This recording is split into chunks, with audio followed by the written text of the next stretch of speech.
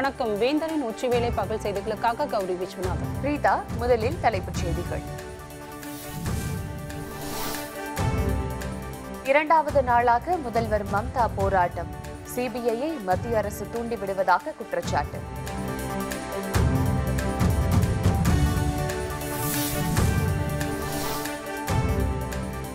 மம்தாவுக்கு ஆதரவாக எதிர்க்கட்சிகள் அமளி. நாடாளுமன்ற இரு அவைகளும் ஒத்திவைப்பு.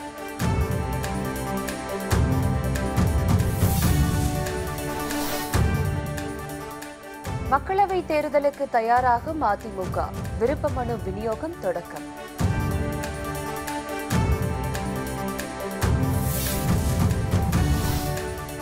விவசாய கடனை தள்ளுபடி செய்யவில்லை.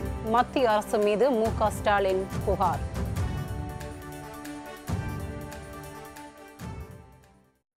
மத்திய அரசுக்கு எதிராக மேற்குவங்க மாநில முதலமைச்சர் மம்தா பானர்ஜி தொடர் போராட்டத்தில் ஈடுபட்டுள்ள நிலையில் அம்மாநிலத்தில் பதற்றமான சூழல் நிலவுகிறது.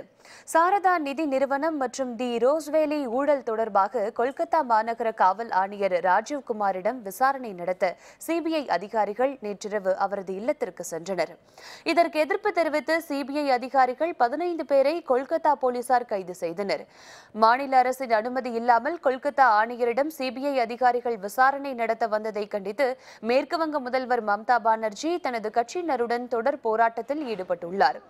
மம்தாவின் போராட்டத்தை அடுத்து திரிணாமுல் காங்கிரஸ் கட்சி தொண்டர்கள் பல்வேறு இடங்களில் ரயில் மறியல் போராட்டங்களில் ஈடுபட்டனர். மிட்னாப்பூர் ரயில் நிலையத்தில் போராட்டக்காரர்கள் தீ வைப்பு சம்பவங்களில் ஈடுபட்டதால் பதற்றம் ஏற்பட்டுள்ளது.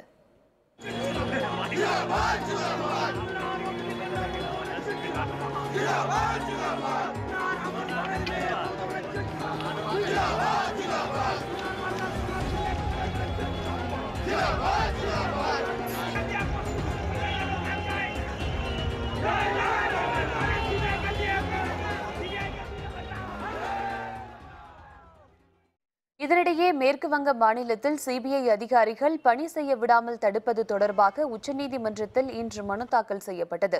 இந்த மனுவில் பலமுறை விசாரணைக்கு அழைத்தும் கொல்கத்தா மாநகர ஆணையர் ராஜீவ்குமார் ஒத்துழைக்கவில்லை என சிபிஐ தரப்பில் தெரிவிக்கப்பட்டுள்ளது. இந்த வழக்கை அவசர வழக்காக விசாரிக்க சிபிஐ கேட்டுக்கொண்டது. இதற்கு மறுப்பு தெரிவித்துள்ள உச்சநீதிமன்றம் வழக்கை நாளை விசாரணைக்கு எடுத்துக் கொள்ள உள்ளதாகவும் அப்போது ராஜீவ்குமாருக்கு எதிரான ஆதாரங்களை தாக்கல் செய்யுமாறும் சிபிஐக்கு உத்தரவிட்டது. இதனிடையே விசாரணைக்கு ஒத்துழைக்குமாறு ராஜீவ்குமாருக்கு உச்சநீதிமன்றம் ஆணையிட்டுள்ளது. மேற்கு வங்க மாநில முதலமைச்சர் மம்தா பானர்ஜிக்கு ஆதரவாக மாநிலங்களவையில் இன்று எதிர்க்கட்சியினர் தொடர் அமளியில் ஈடுபட்டனர். சிபிஐக்கு எதிராக அவர்கள் முழக்கமிட்டதால் அவையில் கூச்சல் குழப்பம் நீடித்தது. தொடர்ந்து அவை நடவடிக்கைகளை மேற்கொள்ள முடியாததால் அவை பிற்பகல் 2 மணி வரை ஒத்திவைக்கப்பட்டது. இதேபோல் மக்களவையிலும் சிபிஐக்கு எதிராக எதிர்க்கட்சிகள் அமளியில் ஈடுபட்டதால் அவை பிற்பகல் 2 மணி வரை ஒத்திவைக்கப்பட்டது. இதனிடையே சிபிஐ புதிய இயக்குநராக ரிஷிகுமார் சுக்லா இன்று முறைப்படி பொறுப்பேற்றுக் கொண்டார். சிபிஐ இயக்குநர் பொறுப்பில் இருந்து அலோக் வர்மா நீக்கப்பட்டதை அடுத்து சிபிஐ இடைக்கால இயக்குநராக நாகேஸ்வர ராவ் நியமிக்கப்பட்டார். இதனைத் தொடர்ந்து புதிய சிபிஐ இயக்குநரை பிரதமர் மோடி தலைமையிலான தேர்வு குழுவினர் தேர்வு செய்தனர். இதன்படி புதிய சிபிஐ இயக்குநராக ரிஷிகுமார் சுக்லா இன்று முறைப்படி பொறுப்பேற்றுக் கொண்டார். சிபிஐ உடனான மோதலில் மேற்குவங்க மாநில முதல்வர் மம்தா பானர்ஜிக்கு திமுக துணை நிற்கும் என அக்கட்சியின் எம்பி கனிமொழி தெரிவித்துள்ளார். சென்னை விமான நிலையத்தில் செய்தியாளர்களிடம் பேசிய அவர், அரசியலமைப்பு சட்டத்திற்கு எதிராக ஒரு செயல் நடைபெற்றால் மம்தா பானர்ஜி அதற்கு எதிர்ப்பு தெரிவித்துள்ளதாக குறிப்பிட்டார். மம்தா பானர்ஜிக்கு ஆதரவாக அனைத்து எதிர்க்கட்சிகளும் நிச்சயமாக குரல் கொடுக்கும் எனவும் கனிமொழி தெரிவித்துள்ளார். மம்தா பானர்ஜி அவர்கள் அரசியல் அமைப்பு சட்டத்திற்கே எதிராக ஒரு காரியம் நடக்கும் பொழுது அதை எதிர்த்து தன் குரலை பதிவு செய்கிறார். இதற்கு இது பாராளுமன்றத்திலும் எழுப்பப்படும் என்று அந்த கட்சியை சார்ந்தவர்கள் சொல்லியிருக்காங்க. நிச்சயமாக அனைத்து எதிர்க்கட்சிகளும் அவர்களுக்கு ஆதரவாக குரல் கொடுப்போம். மக்களவைத் தேர்தலை ஒட்டி அதிமுக சார்பில் விருப்ப மனுக்கள் வழங்கும் பணி இன்று தொடங்கியது. சென்னை ராயப்பேட்டையில் உள்ள கட்சியின் தலைமை அலுவலகத்தில் முதலமைச்சர் பழனிசாமி விருப்ப மனுக்களை வழங்கும் பணியை தொடங்கி வைத்தார். இது பற்றிய விரிவான தகவல்களுடன் நமது செய்தியாளர் சையத். தமிழகத்தில் நாடாளுமன்ற தேர்தல் இன்று முதல் களை கட்ட தொடங்கிவிட்டது என்றுதான் குறிப்பிட வேண்டும். தமிழகத்தை பொறுத்தவரை அதிமுகவுக்கும் திமுகவுக்கும் தான் கடுமையான போட்டி நிலவும் என்ற நிலையில் திமுகவுடன் தேசிய கட்சியான காங்கிரஸ் கட்சி கூட்டணியை உறுதி செய்துவிட்டது. அதே நிலையில் பாரதிய ஜனதா கட்சியுடன் அதிமுக கூட்டணி அமைக்குமா என்று எதிர்பார்க்கப்படும் நிலையில் அதிமுகவில் நாடாளுமன்ற தேர்தலில் போட்டியிடுவதற்கான விருப்ப மனு இன்று முதல் பெறப்படுகிறது. அதிமுகவின் ஒருங்கிணைப்பாளரும் துணை முதலமைச்சருமான ஓ பன்னீர்செல்வம், இணை ஒருங்கிணைப்பாளரும் முதல்வருமான எடப்பாடி கே பழனிசாமி ஆகியோர் இன்று முதல் விருப்ப மனுவை வழங்க தொடங்கியிருக்கிறார்கள். முதல் விருப்ப மனுவை மத்திய சென்னை தொகுதிக்காக முன்னாள் அமைச்சர் கோகுல இந்திரா பெற்றார். அதேபோல முன்னாள் அமைச்சர்கள் முக்கூர் சுப்பிரமணியம், தளவாய் சுந்தரம் உட்பட முக்கிய பிரமுகர்கள் மனுக்களை பெற்று வருகிறார்கள். இந்த சூழ்நிலையில் இன்று முதல் விறுவிறுப்பான அதாவது அதிமுக நிர்வாகிகள் மனுக்களை பெற்று வரும் நிலையில் துணை முதல்வர் ஓ பன்னீர்செல்வத்தின் மகன் ரவீந்திரநாத் குமார் உட்பட முக்கிய பிரமுகர்களும் இந்த விருப்ப மனுக்களை பெற்றிருக்கிறார்கள் என்பதும் குறிப்பிடத்தக்கதாகும். புரட்சி தலைவி அம்மா அவர்கள் ஒவ்வொரு முறையும் சொல்வார்கள், மக்களை சந்திக்கும் பொழுது நாம் செய்த திட்டங்களை, நாம் செய்த நன்மைகளை, நாம் செய்த நலப்பணிகளை மக்களுக்கு கொண்டு செல்ல வேண்டும். அதன் மூலமாக தைரியமாக அவர்களை சந்தித்து வாக்குகளை சேர்க்க வேண்டும் என்று இந்த களத்திலே அனைத்திந்திய அண்ணா திராவிட முன்னேற்றக் கழகம் வெற்றி பெறுவதற்கு தயார் என்ற நிலை இது பறைசாற்றுகின்றது. இரட்டை தலைவர்களாகிய புரட்சி தலைவி அம்மா அவர்களின் வாரிசு ஒருங்கிணைப்பாளர் அண்ணன் OPS அவர்களும் இணை ஒருங்கிணைப்பாளர் அண்ணன் EPS அவர்களாலும் மிகச்சிறப்பாக ஆட்சியை பெற்றுக் கொண்டிருக்கின்ற தமிழகத்தில் இந்த தென்சென்னை நாடாளுமன்ற தொகுதிக்கு இன்று நான் விருப்ப மனு வாங்கியிருக்கிறேன். இப்பொழுது தென்சென்னை நாடாளுமன்ற தொகுதியில் இவர்கள் அனைவரின் ஆசையோடு நான் எனக்கு வாய்ப்பளிக்கப்பட்டால் நான் ஒரு மாபெரும் வெற்றியடைவேன் என்பதை தெரிவித்துக் கொள்கிறேன். தமிழகத்தினுடைய முதலமைச்சர் அண்ணன் எடப்பாடியார் அவர்களும் அண்ணன் OPS அவர்களும் புரட்சி தலைவர் இணைந்திருப்பதைப் போல நாங்கள் காண்கிறோம். பொய் பிரச்சாரங்களை எல்லாம் வைத்து, பொய் புகார்களை வைத்து மக்களை ஏமாற்றி இன்றைக்கு அரசியல் செய்துவிட முடியாது. எனவே வருகின்ற நாடாளுமன்ற தேர்தலில் அனைத்திந்திய அண்ணா திராவிட முன்னேற்றக் கழகம் வெற்றி பெறுவது உறுதி உறுதி உறுதி. வருகின்ற 10ஆம் தேதி வரை மாலை 5 மணி வரை விருப்ப மனுக்கள் பெறப்படக்கூடிய நிலையில் வருகின்ற 10ஆம் தேதி வரை இந்த விருப்ப மனுக்கள் பெறப்பட இருக்கிறது என்பது குறிப்பிடத்தக்கதாகும். வேந்தர் செய்திகளுக்காக சென்னை ராயப்பேட்டையில் உள்ள அதிமுக தலைமை அலுவலகத்திலிருந்து ஒளிப்பதிவாளர் இன்பச்செல்வனுடன் சையது. மக்களவைத் தேர்தலில் அதிமுக தலைமையில்தான் கூட்டணி உருவாகும் என தமிழக மீன்வளத்துறை அமைச்சர் ஜெயக்குமார் தெரிவித்துள்ளார். சென்னை ராயப்பேட்டையில் உள்ள அதிமுக தலைமை அலுவலகத்தில் ஜெயலலிதா பேரவை நிர்வாகிகள் ஆலோசனை கூட்டம் நடைபெற்றது. இந்த கூட்டத்தில் முன்னாள் முதல்வர் ஜெயலலிதாவின் பிறந்த நாளை சிறப்பாக கொண்டாடுவது உள்ளிட்ட தீர்மானங்கள் நிறைவேற்றப்பட்டன. கூட்டத்திற்கு பிறகு செய்தியாளர்களிடம் பேசிய அமைச்சர் ஜெயக்குமார், மக்களவைத் தேர்தலில் அதிமுக தலைமையில்தான் கூட்டணி அமையும் என தெரிவித்தார். மேலும் கொல்கத்தா சம்பவத்தை பொறுத்தவரை சிபிஐ அதிகாரிகளுக்கு நடவடிக்கை எடுக்க முழு உரிமை உண்டு எனவும் கூறினார். எங்களை பொறுத்தவரை தேர்தல் தொகுதி பங்கீட்டு குழு இருக்கு. தேர்தல் மனுவை பொறுத்தவரை எல்லா மனுவும் வாங்குவோம். 40 தொகுதிக்கும் வாங்கினால 40 தொகுதிக்கும் அனைத்து இந்திய அண்ணா திராவிட முன்னேற்ற கழகம் என்பதோ, அதே நேரத்தில் கூட்டணி இருக்குது என்பதோ இல்லை என்பதோ இப்போது சொல்ல முடியாது. அது தேசிய கட்சி எந்த கட்சியாக இருந்தாலும் சரி, அனைத்து இந்திய அண்ணா திராவிட முன்னேற்ற கழகத்தினுடைய தலைமையில்தான் அது அந்த கூட்டணி அமையும். விவசாயிகளின் கடன்களை பிரதமர் மோடி ஒருபோதும் தள்ளுபடி செய்ததில்லை என திமுக தலைவர் மு க ஸ்டாலின் குற்றம் சாட்டியுள்ளார். மதுரை மாவட்டம் திருப்பரங்குன்றம் அருகே தனக்கன்குளம் ஊராட்சி சபை கூட்டத்தில் பேசிய ஸ்டாலின், தேர்தல் வாக்குறுதிப்படி விவசாய கடனை தள்ளுபடி செய்ய பாரதிய ஜனதா அரசு எந்த நடவடிக்கையும் எடுக்கவில்லை என கூறினார். விவசாயிகளுக்கு நல்லது செய்ய விரும்பினால் உரங்கள் மீதான GST வரியை தள்ளுபடி செய்ய வேண்டும் எனவும் ஸ்டாலின் கேட்டுக்கொண்டார். விவசாயிகள் வாங்கியிருக்கக்கூடிய கடன் எவ்வளவு கொஞ்சம் நினைச்சு பாருங்க. மேக்சிமம் என்ன வாங்கியிருப்பான்? 10,000 ரூபாய் வாங்கியிருப்பான், இல்ல ஒரு 20,000 ரூபாய் வாங்கியிருப்பாங்க, இல்ல ஒரு 50,000, அதிகம் போனா 1 லட்சம் ரூபாய். அதுக்கு மேல எந்த கடனும் வாங்கிருப்பது வாய்ப்பே கிடையாது. விவசாயி வாங்கக்கூடிய கடன் அதை தள்ளுபடி பண்ண மாட்டாரு. ஆனா கோடி கோடியா கொள்ளடிச்சு பெரிய பெரிய பணக்காரர்கள் அவங்க வங்கியில் வாங்கியிருக்காங்கப்பா கடன் 1000 கோடி, 2000 கோடி, 3000 கோடி, 5000 கோடி, 15,000 கோடி, அதெல்லாம் தள்ளுபடி பண்ணியிருக்கிறார். முல்லை பெரியாறு அணை பகுதியில் கட்டுமான பணிகளுக்கு தடை விதிக்க வலியுறுத்தி தமிழக அரசு உச்சநீதிமன்றத்தில் மனு தாக்கல் செய்துள்ளது. முல்லை பெரியாறு அணை நீர்பிடிப்பு பகுதிகளில் கேரள அரசு சுற்றுலா பயணிகளை கவருவதற்காக பல்வேறு கட்டுமான பணிகளை மேற்கொண்டு வருகிறது. நீர்பிடிப்பு பகுதிகளில் பல்வேறு இடங்களில் வாகன நிறுத்தங்களையும் அமைத்துள்ளது. இதனால் முல்லை பெரியாறு அணைக்கு வரும் நீரின் வழித்தடங்கள் பாதிக்கப்படுவதோடு தேக்கப்படும் நீரின் அளவும் குறைய வாய்ப்புள்ளது. இதனை தடுக்க தமிழக அரசு நீர்வழித்தடங்களில் அமைக்கப்பட்டுள்ள வாகன நிறுத்தங்களை அகற்ற வலியுறுத்தி ஏற்கனவே நீதிமன்றத்தில் வழக்கு தொடர்ந்துள்ளது. இந்த வழக்கு நிலுவையில் உள்ள நிலையில் தற்பொழுது முல்லைப் பெரியாறு அணை பகுதியில் கட்டப்பட்ட கட்டடங்களை அகற்றவும் புதிதாக கட்டப்படும் கட்டடங்களுக்கு தடை விதிக்கவும் வலியுறுத்தி உச்சநீதிமன்றத்தில் வழக்கு தொடர்ந்துள்ளது. இந்த வழக்கு விரைவில் விசாரணைக்கு வரும் என தெரிகிறது. தை அமாவாசையை ஒட்டி வட மாநிலங்களில் பக்தர்கள் நீர்நிலைகளில் புனித நீராடி தங்களது முன்னோர்களை வழிபட்டனர். மகர சங்கராந்திக்கு பிறகு வரும் அமாவாசை மௌனி அமாவாசை என அழைக்கப்படுகிறது. இந்த நாளில் புனித நீராடி தர்ப்பணம் கொடுத்து மறைந்த முன்னோர்களை வழிபட்டால் வாழ்வில் வளம் பெருகும் என்பது இந்துக்களின் நம்பிக்கை. வட மாநிலங்களில் கடும் பனிப்பொழிவுக்கு இடையே அதிகாலை முதலே பக்தர்கள் நீர்நிலைகளில் திரண்டு வழிபாடுகளை மேற்கொண்டனர். கங்கை, யமுனை, சரஸ்வதி ஆகிய 3 நதிகளும் சங்கமிக்கும் இடத்தில் புனித நீராடிய பக்தர்கள் தர்ப்பணம் கொடுத்து வழிபட்டனர். வாரணாசியில் உள்ள கங்கை நதி படித்துறையில் மௌனி அமாவாசையை ஒட்டி திரளானோர் குவிந்தனர். உத்தரப்பிரதேச மாநிலம் பிரயாக்ராஜில் நடைபெற்று வரும் கும்பமேளாவில் இன்று 3 கோடி பேர் வரை புனித நீராடுவார்கள் என எதிர்பார்க்கப்படுகிறது. கும்பமேளாவில் புனித நீராடும் பக்தர்களுக்கு தேவையான அனைத்து ஏற்பாடுகளும் செய்யப்பட்டுள்ளன. பல்லாயிரக்கணக்கானோர் ஒரே நேரத்தில் திரண்டதால் காவல்துறையினர் பாதுகாப்பு அதிகரிக்கப்பட்டது. தில்லியில் இன்று காலை நிலவிய கடுமையான பனிப்பொழிவின் காரணமாக ரயில் மற்றும் விமான சேவைகள் வெகுவாக பாதிக்கப்பட்டது. தலைநகர் தில்லி மற்றும் வட மாநிலங்களில் காலை வேளைகளில் கடும் பனிமூட்டம் நிலவுகிறது. கடும் குளிரும் நிலவுவதால் மக்கள் பெரும் சிரமத்திற்கு ஆளாகியுள்ளனர். கடுமையான பனிமூட்டம் காரணமாக வாகன ஓட்டிகள் முகப்பு விளக்குகளை ஒளிரவிட்டபடி வாகனங்களை இயக்கினர். பனிமூட்டம் காரணமாக தில்லிக்கு வர வேண்டிய ரயில்கள் தாமதமாகின. 27 ரயில்கள் தாமதமானதால் ரயில் பயணிகள் அவதிக்குள்ளாகினர். இதேபோல் விமான சேவையும் பாதிக்கப்பட்டது. பெரும்பாலான விமானங்கள் தாமதமாக புறப்பட்டு சென்றன. சின்னத்தம்பி யானையை கும்கியாக மாற்ற எதிர்ப்பு. உயர்நீதிமன்றத்தில் விலங்குகள் நல ஆர்வலர் வழக்கு. விவரம் விளம்பர இடைவேளைக்கு பிறகு.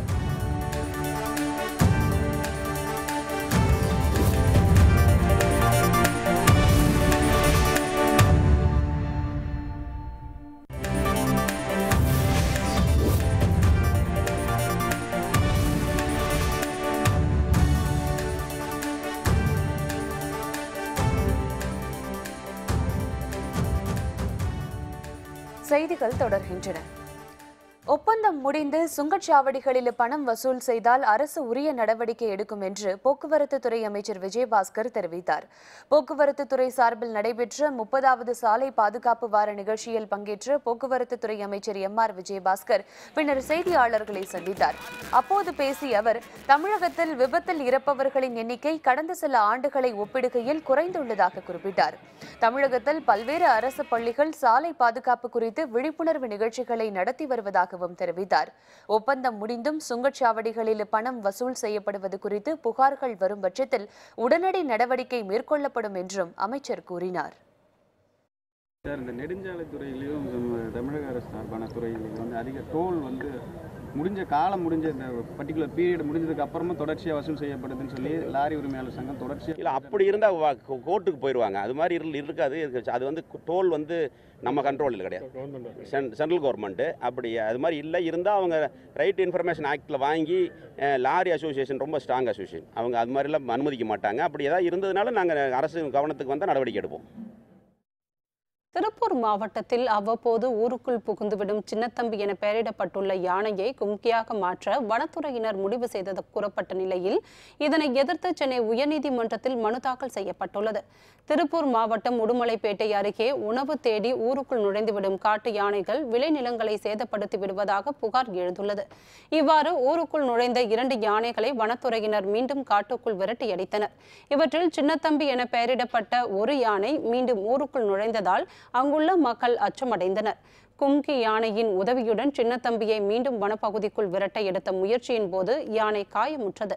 இந்நிலையில் சின்னத்தம்பியை கும்கியாக மாற்ற வனத்துறையினர் முடிவு செய்துள்ளதாக தெரியவந்துள்ளது. இதனை எதிர்த்து விலங்குகள் நல ஆர்வலர் அருண் பிரசாத் என்பவர் உயர்நீதிமன்றத்தில் மனு தாக்கல் செய்துள்ளார். இந்த வழக்கு இன்று பிற்பகல் விசாரணைக்கு எடுத்துக் கொள்ளப்பட உள்ளது. இதனிடையே சின்னத்தம்பி யானையை கும்கியாக மாற்ற எதிர்ப்பு தெரிவித்து கோயம்புத்தூர் ஆட்சியர் அலுவலகத்தை முற்றுகையிட்டு வன உயிரின ஆர்வலர்கள் போராட்டத்தில் ஈடுபட்டனர். கும்கியாக மாற்றுவதை கைவிட்டு மீண்டும் தடாகம் பகுதியில் யானை கொண்டு சென்று விட வேண்டும் எனவும் அவர்கள் கோரிக்கை மனுக்களை அளித்தனர். 30 வயதுள்ள ஒரு ஆண் யானை வந்து கும்கியாக மாற்றுவது உயிரோடு கொள்வதற்கான சமம். யானைகளை வந்து கும்கியாக மாற்றக்கூடாது, குறிப்பாக சின்னத்தம்பி கும்கியாக மாற்றக்கூடாது. தடாகம் பள்ளத்தாக்கிலே வந்து விடக்கோரி இன்றைக்கி நாங்கள் சின்னத்தம்பி பாதுகாப்பு குழு என்கிற ஒரு இயக்கத்தை உருவாக்கி இருக்கிறோம். இன்றைக்கி மாவட்ட ஆட்சித்தலைவரத்தில் முறையிடுறோம். இன்றைக்கி உயர்நீதிமன்றத்தில் வழக்கு தாக்கல் செஞ்சிருக்கிறோம். அரசு உடனடியாக அந்த யானையை மீண்டும் தடாகம் பள்ளத்தாக்கிலே கொண்டு வந்து விடணும்.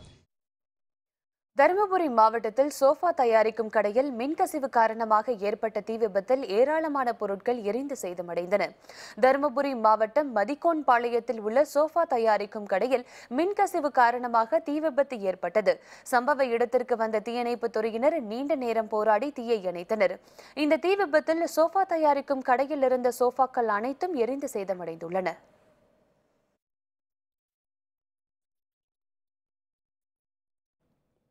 சாலை பாதுகாப்பு வார விழாவை ஒட்டி பெரம்பலூரில் இருசக்கர வாகன பேரணி மற்றும் மாணவர்களின் விழிப்புணர்வு பேரணி நடைபெற்றது.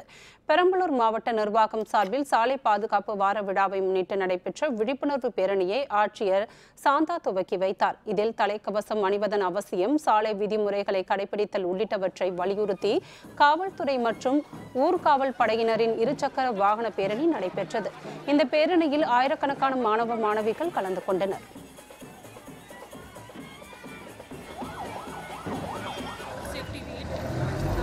Full India நம்ம தமிழ்நாடுல we are doing at a very big level. The theme is road safety is life safety. சாலை பாதுகாப்பு உயிர் பாதுகாப்பு. அதுக்காக ஒரு சின்ன ஏற்பாடு பண்ணியாச்சு பெரம்பலூர் டிஸ்ட்ரிக்ட்ல. டெய்லி ப்ரோக்ராம்ஸ் இருக்கு.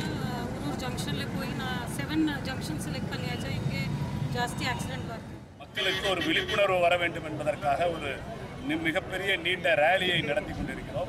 அது என்னவென்று மக்கள் பார்க்கும் பொழுது இது எதற்காக என்று அவர்கள் சிந்திப்பார்கள். ஆகையால் அவர்களுக்கு துண்டு பிரசுரமும் கொடுத்து சாலை பாதுகாப்பாக பயணிக்க வேண்டும் என்ற விழிப்புணர்வை ஏற்படுத்தும் வகையில் இந்த நிகழ்ச்சியை இன்று துவங்கி வைக்கிறோம்.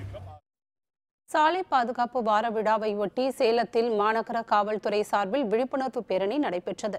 இதில் ஏராளமான காவல்துறையினர் பங்கேற்று பொதுமக்களிடையே விழிப்புணர்வு ஏற்படுத்தினர். சாலை பாதுகாப்பு வார விழாவை முன்னிட்டு பொதுமக்களிடையே விழிப்புணர்வு ஏற்படுத்த சேலம் மாநகராட்சி காவல்துறை சார்பில் பேரணி நடைபெற்றது. இந்த பேரணியை சேலம் மாநகர காவல் ஆணையர் துவக்கி வைத்தார். இதில் 500க்கும் மேற்பட்ட காவல்துறையினர் ஹெல்மெட் அணிந்து விழிப்புணர்வு பேரணியில் பங்கேற்றனர்.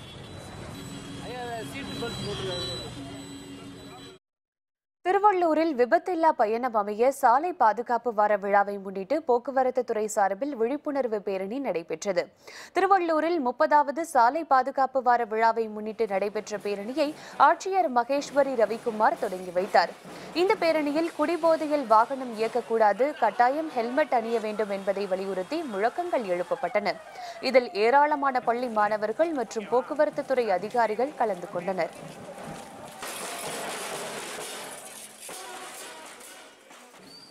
இதேபோல் தருமபுரியில் காவல்துறை சார்பில் சாலை பாதுகாப்பு வாரத்தை முன்னிட்டு சாலை பாதுகாப்புகள் குறித்த விழிப்புணர்வு பேரணி நடைபெற்றது. தருமபுரி மாவட்ட காவல்துறை சார்பில் சாலை பாதுகாப்பு வார விழாவையொட்டி நடைபெற்ற விழிப்புணர்வு பேரணியை காவல் கண்காணிப்பாளர் மகேஸ்வரி துவங்கி வைத்தார். சாலை பாதுகாப்பு குறித்து பொதுமக்களிடையே விழிப்புணர்வு ஏற்படுத்த காவல்துறையினர் இருசக்கர வாகனத்தில் பேரணியாக சென்றனர்.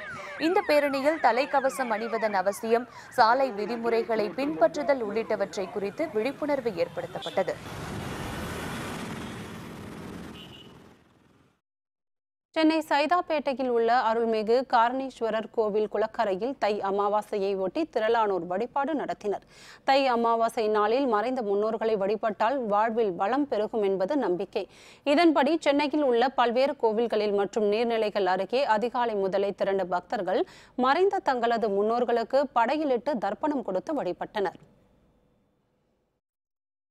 எனக்கு விவரம் தெரிஞ்ச ஒரு 10-15 வருஷமாகவே அமாவாசைக்கு தர்ப்பணம் கொடுத்துட்டு இருக்கேங்க. நம்ம இறந்த முன்னோர்களுக்கு நம்ம அந்த தர்ப்பணம் கொடுக்குற அன்றைக்கி தான் அவங்களுக்கு உணவு கிடைக்கிற மாதிரி ஒரு அதிகமாக சொல்கிறாங்க. வருஷம் பூரா கொடுக்க முடியாட்டியும் இந்த தை அமாவாசை கொடுத்தோம் அப்படின்னா ரொம்ப விசேஷம் அப்படின்னு சொல்கிறாங்க. அன்றைக்கி கொடுத்தா அந்த வருஷம் பூரா கொடுத்த கணக்கு அப்படின்னு சொல்கிறாங்க.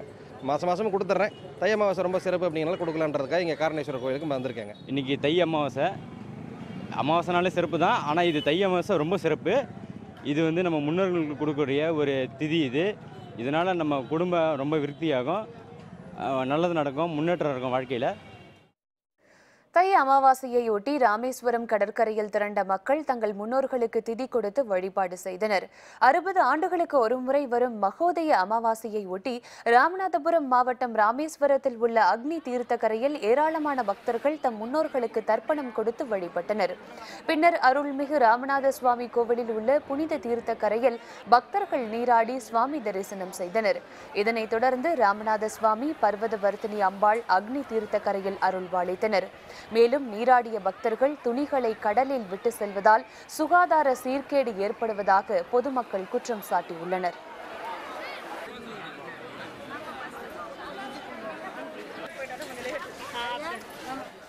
இங்கே தை அமாவாசைனா ரொம்ப விசேஷம். ராமேஸ்வரம்னா நிறைய ஒரு அற்புதமான ஒரு திவ்ய ஸ்தலம். இங்கே வந்து மூதாதையர்களுக்கு அவங்களுக்கு தர்ப்பணம் கொடுத்து சாமியை பார்க்குறது வந்து ரொம்ப விசேஷம். அதுலேயும் 22 தீர்த்தத்திற்குள்ள நீராடுறது மகா விசேஷம். அதில் முதல்ல நாங்கள் வந்து இங்கே வந்து குளிச்சுட்டு இங்கே வரப்போ லட்சக்கணக்கான மக்கள் இதில் வந்து கங்கையில் நீராடினோம். அக்னி தீர்த்தத்தில் நீராடி அதுக்கப்புறம் தர்ப்பணம் மூதாதையர்களுக்கு தர்ப்பணம் பண்ணோம். தை அமாவாசை தினம் இன்றைக்கி வந்து பார்த்திங்கன்னா ராமேஸ்வரத்தில் லட்சக்கணக்கில் மக்கள் கூடியிருக்கிறாங்க. வெளிமாநில வெளியூர்லேருந்து நிறைய கூட்டம் வந்திருக்கிறாங்க. தேவஸ்தானத்தை பொறுத்தவரை சிறப்பான ஏற்பாடுகள் பண்ணியிருக்கிறாங்க. ஆனாலும் கூட இந்த கடலுக்குள்ளே வந்து பழைய துணிகளை கழட்டி விட்டு அந்த பண்ணுறது வந்து எத்தனை தான் போட்டால் கூட பொதுமக்கள் கொஞ்சம் திருந்து வேணும். அதே சமயம் அவங்களும் வந்து அதை எடுக்கிற கொஞ்சம் பண்ணணும். உள்ள கடலுக்குள்ளே நடந்து போகிறதுக்கே கொஞ்சம் இடைஞ்சலாக இருக்குது. இன்னும் கொஞ்சம் சுகாதாரத்தை பேணி காத்தா நல்லா இருக்குன்னு நினைக்கிறேன். இதேபோன்று திருநெல்வேலி மாவட்டத்தில் தாமிரபரணி ஆற்றங்கரையோரம் அமைந்துள்ள குறுக்குத்துறை, கொக்கிரக்குளம், வண்ணார்பேட்டை, பேராத்து செல்லியம்மன் கோவில் படித்துறை, குட்டத்துறை முருகன் கோவில் படித்துறை, அருகன்குளம் உள்ளிட்ட இடங்களில் பொதுமக்கள் குவிந்து தங்கள் முன்னோர்களுக்கு திதி கொடுத்து வழிபாடு நடத்தினர்.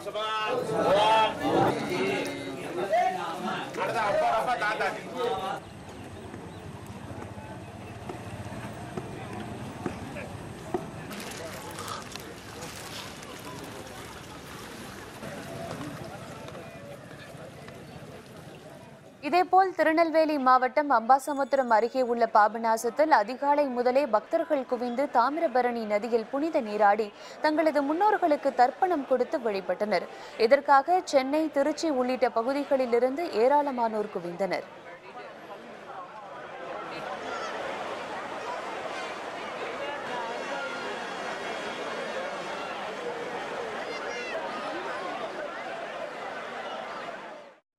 விளம்பர இடைவேளைக்கு பிறகு செய்திகள் தொடரும்.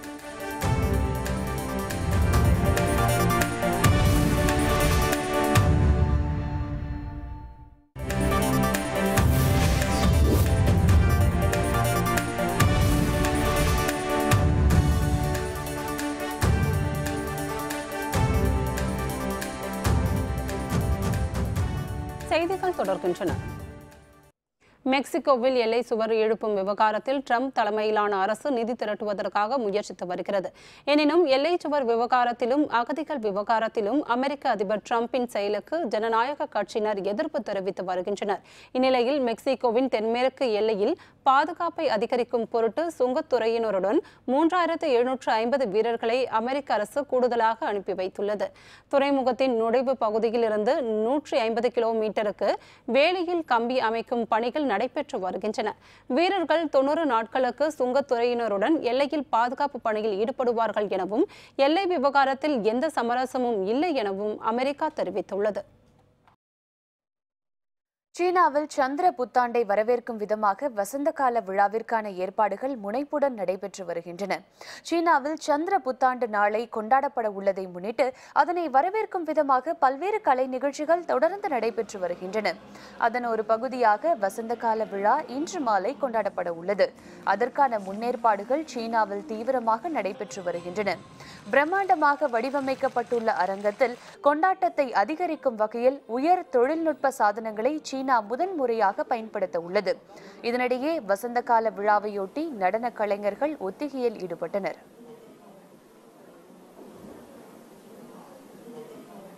Witty skits are some of the most beloved parts of the annual gala. Apart from veteran comedians, the show has invited rising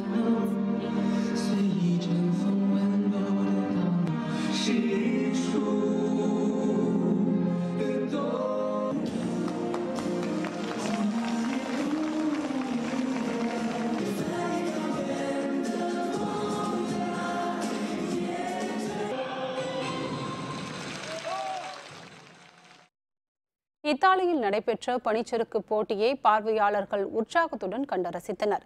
இத்தாலியின் லாட்ஃபான்ஸ் நகரில் உள்ள பனி பள்ளத்தாக்கு ஒன்றில் பனிச்சறுக்கு போட்டிகள் நடத்தப்பட்டன.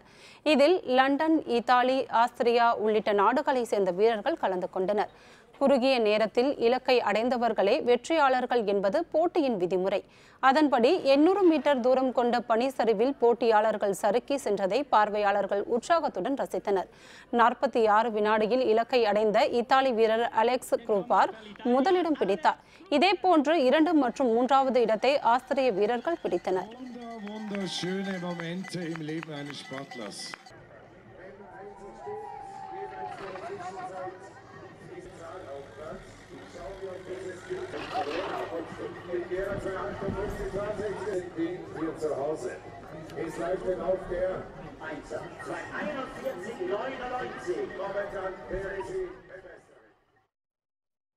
மீண்டும் தலைப்புச் செய்திகள். இரண்டாவது நாளாக முதல்வர் மம்தா போராட்டம். சிபிஐயை மத்திய அரசு தூண்டிவிடுவதாக குற்றச்சாட்டு. மம்தாவுக்கு ஆதரவாக எதிர்க்கட்சிகள் அமளி. நாடாளுமன்ற இரு அவைகளும் ஒத்திவைப்பு.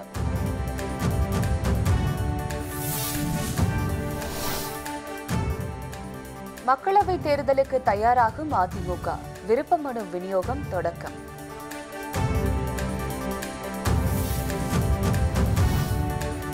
விவசாய கடனை தள்ளுபடி செய்யவில்லை. மத்திய அரசு மீது மு.க. ஸ்டாலின் புகார். இத்துடன் வேந்தரின் உச்சிவேளை பகல் செய்திகள் நிறைவடைந்தன. வேந்தர் டிவி செயலியை பதிவிறக்கம் செய்து முக்கிய செய்திகளை நேர்கள் காணலாம். மீண்டும் மாலை 5:55 மணிக்கு வேந்தரின் அந்தி மாலை குறுஞ்செய்திகளில் சந்திப்போம். வணக்கம்.